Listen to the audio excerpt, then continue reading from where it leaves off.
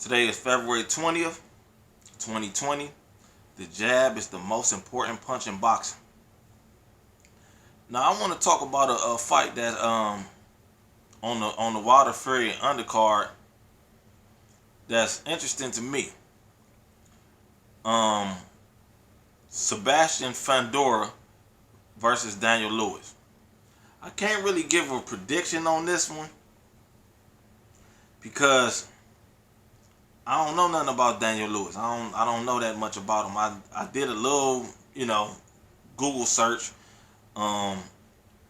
It looked like he coming in as a showcase. He's about to be the showcase. He coming in and get knocked out basically.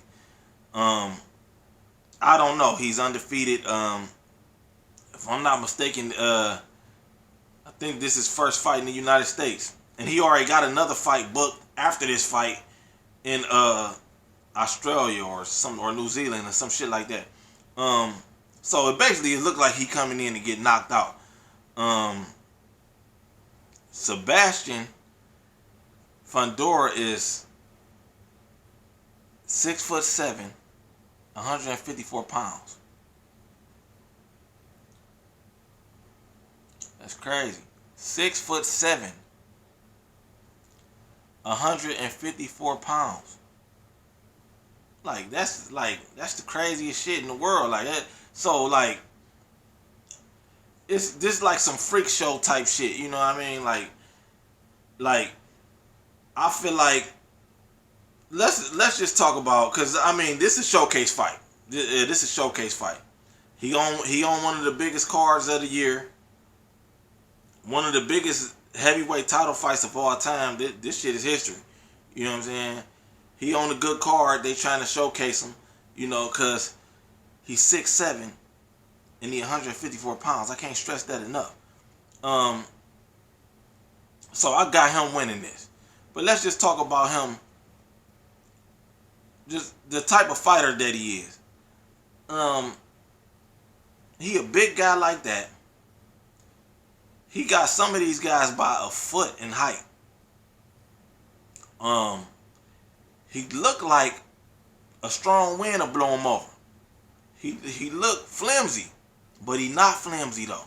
He ain't like a weak, frail type, tall, skinny dude. He coming in there to bang. He ain't like you would think a guy with that much advantage, with all those gifts, would be standing on the outside boxing. Jab, jab, right hand. Jab, jab, right hand all night. That's how I would have him fighting if I was his trainer. It ain't no reason to go to war. It ain't no reason to go in the inside. But I noticed a lot of those tall guys with those type of advantages, they like to go in the fire. Like they like to go to the action. Like they pressure fighters. Like couple fighters, I was thinking about this shit earlier. A fighter by the name of Willie Nelson.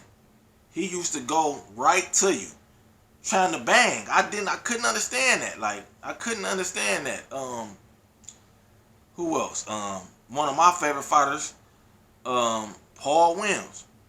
Paul Williams come straight to you, throwing 100 punches around. He non-stop throwing. You can hit him. He had a hell of a chin. You know what I mean? And he just coming straight to you. Robert Easter Jr. That's an active fighter. He like 6 foot tall. He the tallest person in the division. Tallest man in the division. He fight out of the shoulder roll, trying to go to war with niggas. Like, what the fuck is you doing, man? Like, why? Like, there's no reason for that. Like, it's good to have that under your belt, but why use it if you don't got to? You know what I'm saying? Like, that don't make sense. Another fighter, one of my favorite fighters, Diego Corrales. The tallest man in the division. You know what I'm saying? Like, tall, skinny dude, going straight to you, trying to knock you out, going to war. It don't make no sense though, And with this guy, Sebastian, he super tall. Like those guys were abnormally tall. He freakish tall. Like I mean, these guys should be coming to you. You can easily just stay on the outside and box. So I'm not understanding. I just don't get that. I guess that's just they makeup. You know what I mean? But this guy, Sebastian Fundora, he is a sucker for a right hand. If you get a guy in there that's about to plant his feet, and this big tall man coming towards you, he not only coming towards you, he gotta bend down too. He coming towards you, and he gotta bend down. So he an overhand right waiting to happen. He an overhand right waiting to happen. Remember when Sergio Martinez knocked out Paul Williams? It was an overhand right or overhand left. I forgot. I think they was both left-handed. Might have been an overhand right. I forgot. But he an overhand right. This guy, Fundora, is an overhand right waiting to happen. You know, now what I can say, he a dog. He coming straight in. He got a wicked uppercut, and he a pressure fighter, and he let his hands go. He ain't scared to get hit. You know, he coming in there to bang. Right now, he at the sea level. I feel like he can beat all these guys. I seen his last fight against a guy named Jamonte Clark. I know for sure his last name Clark. I feel like that was what all I need to see. Like he kind of got exposed right there. You know what I'm saying? Like they should have ran that back. I think it was a draw. You know, they should have ran that back, but they ain't like, no, we don't want you right there right now. No, you ain't ready for that yet. You know what I'm saying? It was a good fight though. You know what I mean? I had Fundora winning, but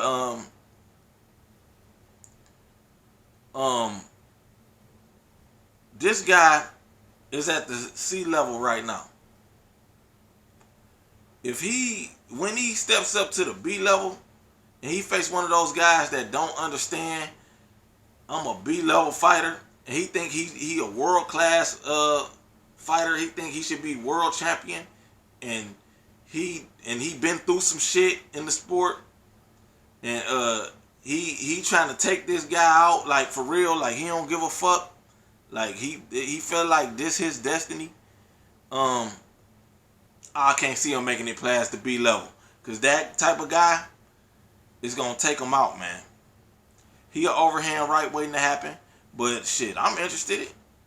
You know, I'm watching. I want to see. I hope he go far. You know, just cause he a big tall guy. This shit is weird. You know, when do we get to see this? You know what I'm saying? That's my take on him. Hit the like button. Hit the subscribe button. I'm gonna be talking some more shit on this boxing shit. The jab is the most important punch in boxing. Keep jabbing.